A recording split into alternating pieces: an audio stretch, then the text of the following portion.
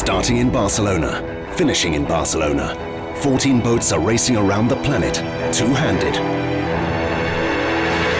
non-stop.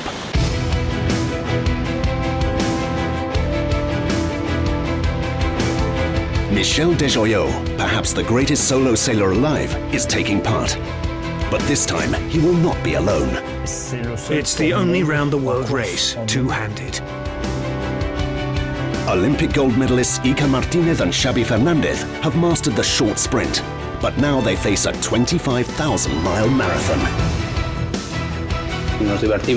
We enjoy ourselves, which is the secret of working well together. And after winning in 2008, Jean-Pierre Dick returns to defend his title. It was fantastic for me to win the first edition of the Barcelona. They all face incredible fatigue on the anvil of the oceans, pushing their boats to the limit and beyond.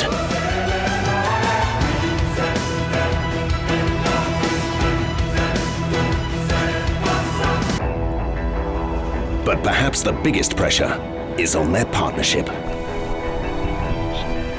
I don't know exactly how 3 months will go as a duo.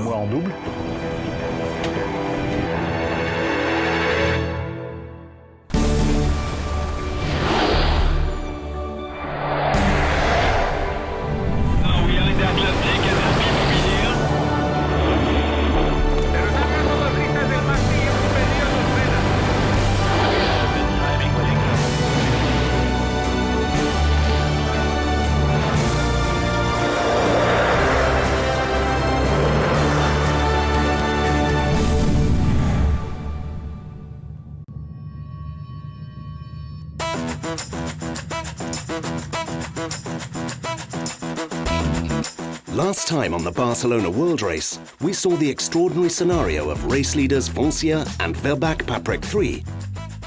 Both make a pit stop in Brazil. Lose the lead to Spanish team Estrella Damm, and then incredibly sweep around the outside to retake the lead. Foncia was always tipped as favourite. Michel Desjoyeaux, Le Prof, two-time winner of the solo non-stop Vendée Globe, was fired up aboard a new boat with one of France's top young talents, 27-year-old François Gabard. Revenir sur les vasques de Mister Desjoyeaux avec... Ah oui, il est même derrière.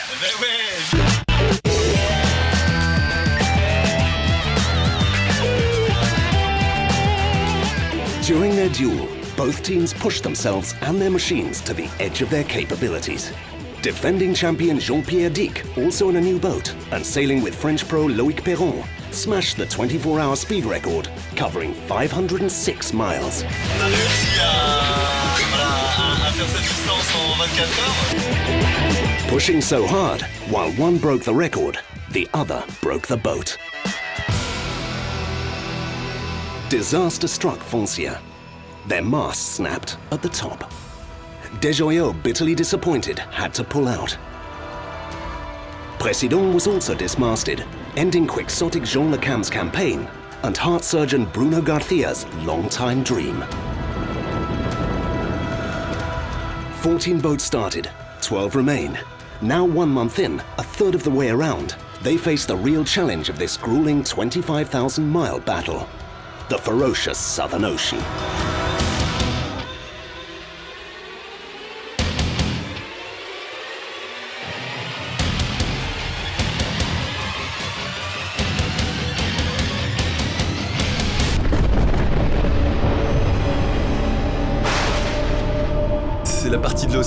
It's the part of the ocean where we try to go as fast as possible, to cook straight, essentially managing the low pressure systems, the depressions of the Southern Ocean.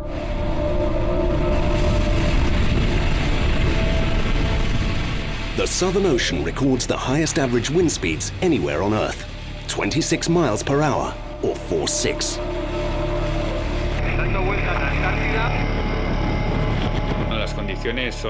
The conditions for someone who likes to surf are amazing. Conditions like nowhere else in the world. Huge waves, strong winds, and when the waves hit, the boat makes strange noises. Notas como cambia el ruido de las escotas, cambia el ruido del barco.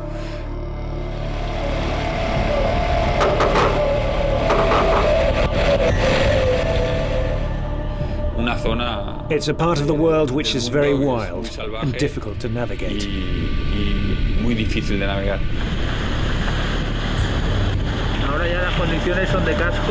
These winds circle Antarctica, unchecked by land, in a non-stop series of depressions firing off the cold landmass.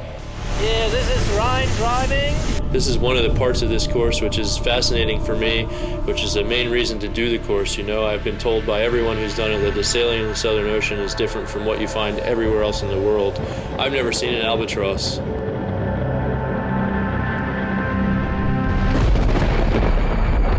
But this year, there's an added danger. Race director Denis Auro faces a critical decision. A vast and unseasonal ice field lies in the track of the approaching fleet. Any of the broken-off ice shards that float invisibly just beneath the surface could rip a hole in one of these 60-foot carbon machines, surfing downwind at 25 knots. A decision made at Race HQ in Barcelona could mean life or death out in the wastelands of the Southern Ocean. It's a critical time. Auro uses GPS waypoints or ice gates to steer the fleet clear of danger. And he tracks the movement of the ice using sophisticated satellite imagery. But the situation is so bad that the race director takes the unprecedented step of pushing 2 gates a long way north, keeping the fleet out of harm's way. Avant le départ, on fixe ces porte-glaces tout au long du parcours. Before the start of the race, we fix the ice gates all along the course. According to the information we received from the European satellite, we were forced to push up north all the ice gates located between South Africa and the Kerguelen Islands. Je dirais depuis l'Afrique du Sud jusqu'aux îles des Kerguelen. This decision will add to the length and duration of the entire race, and some of the skippers are not happy with the move. We are south of South Africa, about to enter the Indian Ocean. We have an anticyclone there and some strong winds over there. But the problem is the organisers have pushed the ice gates towards the anticyclone. A bit worrying. It's the first time we've seen ice this far north. And I think it has something to do with global warming. It may not affect us in Barcelona or at home, but the truth is that when you are here, you realize the Earth is getting warmer and the ice is melting.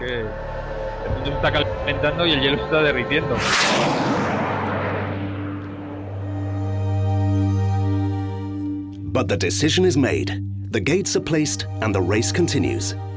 10,000 miles after the start, as the fleet stretches out across the Southern Ocean, Jean-Pierre Dick and Loïc Perron now carry a 600-mile lead at the front. For the defending champion, this is a healthy margin. But in round-the-world sailing, no margin is ever safe. Danger and damage lurk for every second of every minute of every day. There's no rest. Mapfre are excellent sailors. They prove it every day. The race is long and far from over. Further back, the fight for second place is intense. The top 2 Spanish boats, Mapfre and Estrella Damm, are pushing each other day after day, with Group Bell adding to the pressure in 4th. Pepe Ribes and Alex Peya, the tough guys of Spanish offshore sailing, relish this duel. So we're having a great fight with Mapfre. We passed the last mark, very close to them. It took us 2 days to cross the mark, but we're still close to them.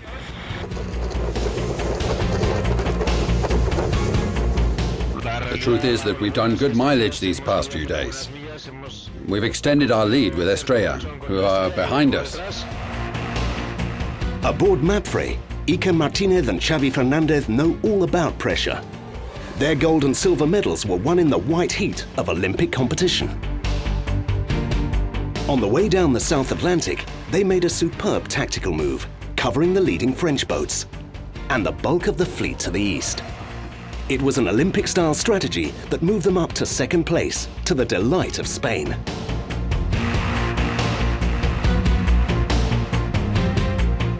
Meanwhile, another duel is raging.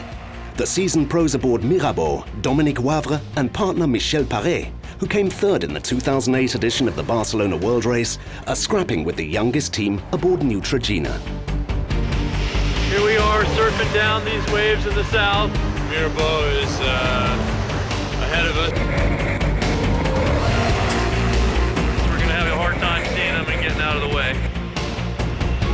Ryan Braymeyer and Boris Herrmann are surprising many aboard Neutrogena with their energy and speed. This duo, dubbed the Young Guns, were an outside bet before the start. We are different personalities. He is American, blonde, and very tall. He always knows what he wants. Goes straight ahead. I am more cautious. Many viewed this as a difficult relationship. An outspoken American living in cramped, wet, and exhausting conditions with a precise and analytical German. He's a little quieter than I am, a little bit less apt to get annoyed about things than I am. But at the same time, we're a good fit. We're both young. We're both really motivated to do well in the race. We do everything to chase Mirabeau.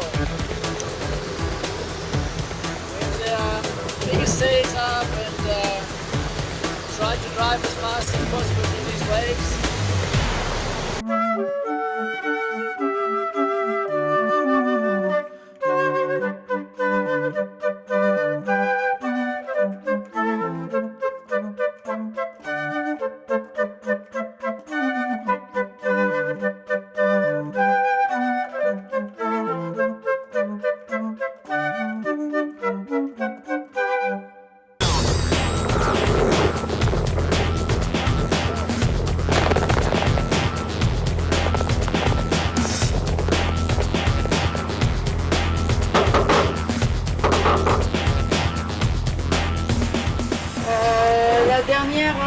This is the last info we have since yesterday. Neutrogena are ahead of us, which hasn't pleased us at all.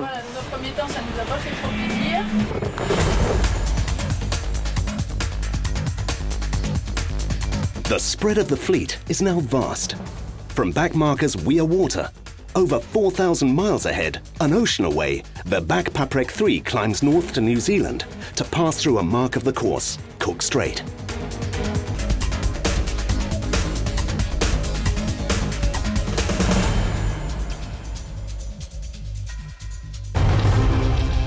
Just as the race looks to have an outright leader, Jean-Pierre Dick and Loïc Perron announced that they'll have to stop in Wellington to make urgent repairs. The rules state that a stop here must be a minimum of 48 hours. The similarity to Formula One pit lanes is striking.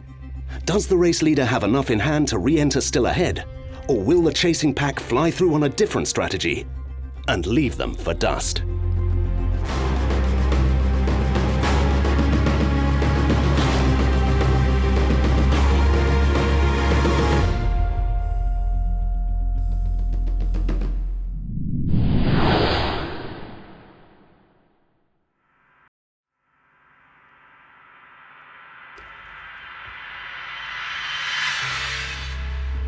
Fourteen started. 12 teams remain in the Barcelona World Race, a 25,000-mile marathon of sailing lasting over 3 months. Race leader and defending champion Jean-Pierre Dick with Loïc Perron are making a pit stop in Wellington, New Zealand to fix their mainsail tracks. Pourquoi on a décidé d'arrêter ce matin? Tout simplement. Well, we decided to stop because we broke 2 little parts that pull the mainsail up the mast. Very important parts. C'est des pièces très importantes. Now the fleet is halfway around, the rules add a time penalty to stops here. They must stay a minimum of 48 hours, almost exactly the advantage that Back Paprec 3 has over second-placed Mapfre. Mais malgré tout, la course n'est pas perdue parce que. Well, fortunately, the race is not lost, even with a 48-hour penalty. We'll probably leave around the same time as the second-placed Mapfre pass by, as we have a 48-hour advantage over them. It's a high-risk move for Verbac Paprec 3, and the fleet behind are keeping their own plans very quiet. As Olympic champions Iker Martinez and Xavi Fernandez on Mapfre approach New Zealand, they discuss their option to stop or not. Our dream is to finish the race without stopping. If for any security or breakage reason we have to stop, then we will. But as long as we can go on without stopping, that's what we'll do.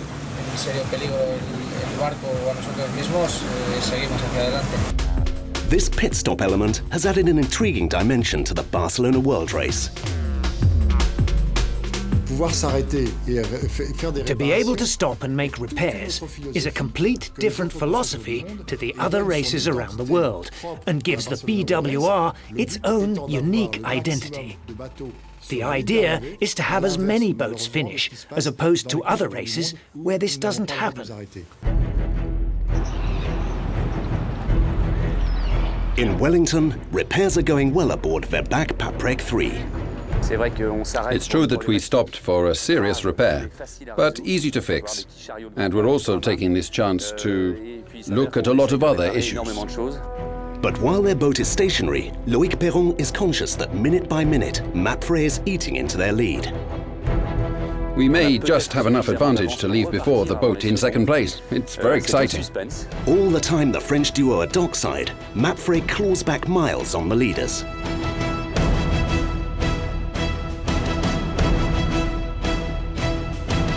It's going to be a fierce battle between the two boats to be in the lead.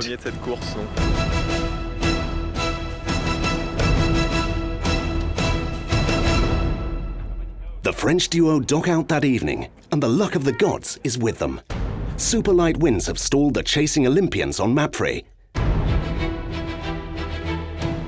leaving Iker Martinez and Xavi Fernandez still second the following morning as they pass through Cook Strait without stopping. We are not going to stop, which was something Verbac was hoping. Mapfre is within 150 miles of Verbac Paprec 3, a mere 8-hour sailing, a hair's width over the course of 25,000 miles.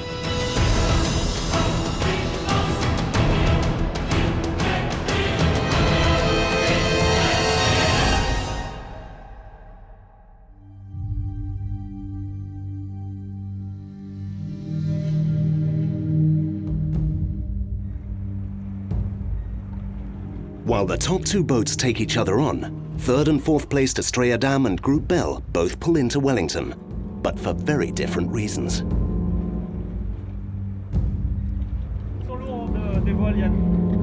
Groupe Belle are quick to unload 2 key sails for urgent repairs. This was a planned move they announced several days earlier. Estrella Damm, though, had no such intention, until just 50 miles from Cook Strait, when their forestay and furling drum both broke, impossible to repair on board. It was the end of Pepe Ribas's dream to finish the race without stopping, and potentially the loss of a podium place. Just when we thought things couldn't get any worse, we're 50 miles from the Cape, we've just overtaken Groupe Belle, and the drum reel of the Solent broke. We had the sail hanging. It's going to take hours to fix this. We really don't deserve this bad luck. It's a tough break for Pepe Ribas and Alex Peya, race leaders in the South Atlantic and third for some 20 days before New Zealand. Peya is devastated. Well, this is not an easy moment for us.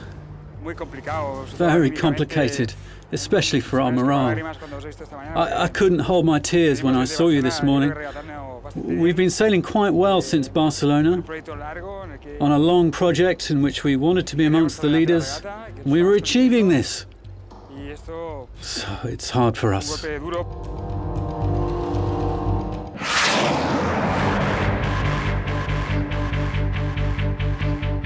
The stopovers reshuffle the deck. Pachi Rivero and Antonio Pires aboard Renault jump from 5th to 3rd. Suddenly, the Spanish duo are in a podium position. Then Neutrogena and then Mirabeau slip through Cook Strait, with the leaders some 700 miles ahead.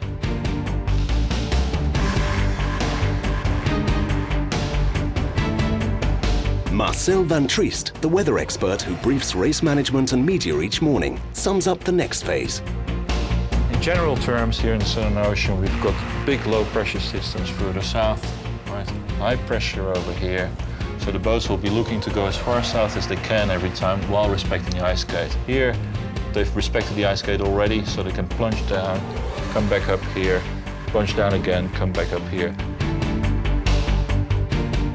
North of New Zealand, tropical cyclone Atu bears down on Groupe Belle, Estrella Damm, Hugo Boss and Gaes.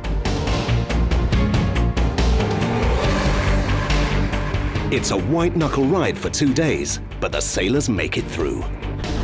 You want to know what it's like sailing upwind at 30 knots? I'm going to show you.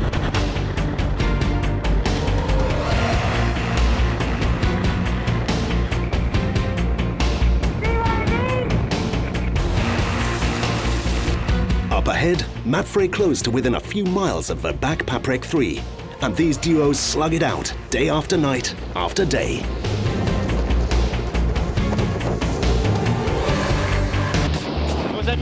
Our Iberian friends are about 15 miles that way. This is war.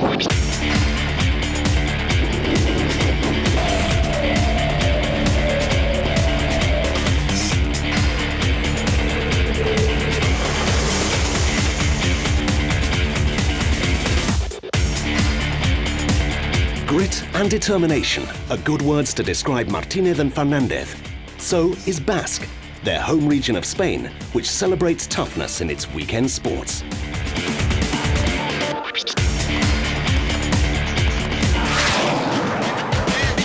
The Frenchmen aboard Verbac-Paprec 3 are no pushovers. Asked to describe defending champion Jean-Pierre Dic's key quality, his physical trainer replied, C'est sa ténacité. It's his tenacity, really. He never gives up, no matter what. Quoi qu'il puisse se passer. Back home in France, Dic's partner Rosen, looking after baby Erwan, gives a similar insight. He's focused and determined. Everything he's achieved until now is due to his focus. The Frenchman and the Olympians drag race for 10 solid days. There is no let-up, no quarter given. But down in this remote stretch of ocean, there is wild beauty. It's sublime. Very nice light. Have a look.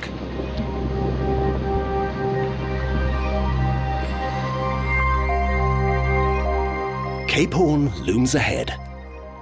Before the teams turn left toward home, they must tackle this landmark etched in sailing mythology. The passage to Cape Horn is an extraordinary moment of the race after a difficult month sailing in the southern seas. Finally, we head towards home. But on the way back up the Atlantic, strategic options open up for the frontrunners.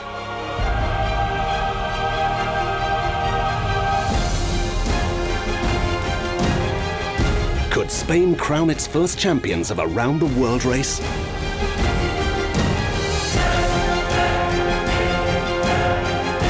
Or will the French defenders prove why they are favourites?